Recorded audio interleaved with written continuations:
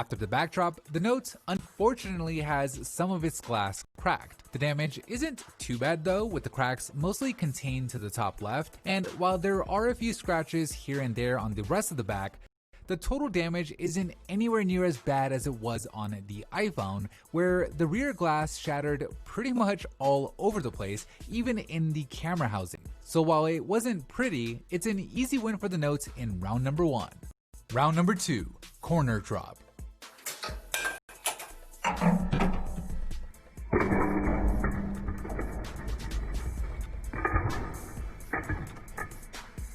The corner drop yields similar results on both phones, with neither results being all that bad. Both phones still pass our 15-point inspection, and I'd say the only difference here is the Note's damage is just a little bit more visible, with it getting scuffed while the iPhone's stainless steel only got scratched, giving the iPhone the slight edge in round number 2.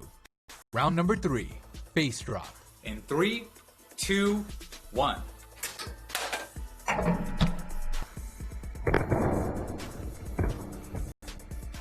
After the face drop, the iPhone's glass cracked, with the damage starting at the bottom left and then spreading up to the top right. The Galaxy Note 20 Ultra, on the other hand, well, its glass surprisingly remains fully intact, which is an incredible result, with the only real damage to the phone being these very light scratches that are only noticeable under direct light like we have here. Other than that, it's a perfect result. Now, it's important to note that this is only a sample size of 1.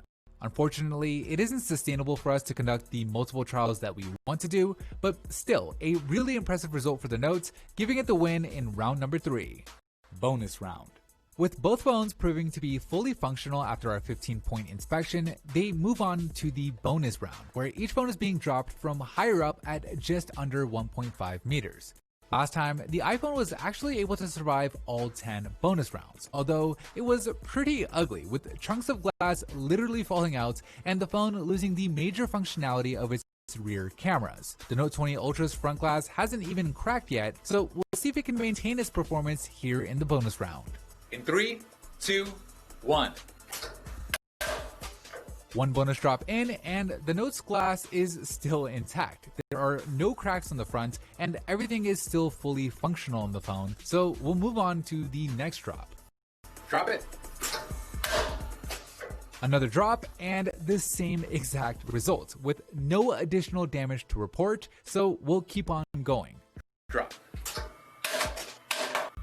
3, 2, 1. 7 drops in, and still nothing. The front glass hasn't cracked, and what's interesting is the rear glass's initial cracks from the backdrop on concrete hasn't gotten much worse.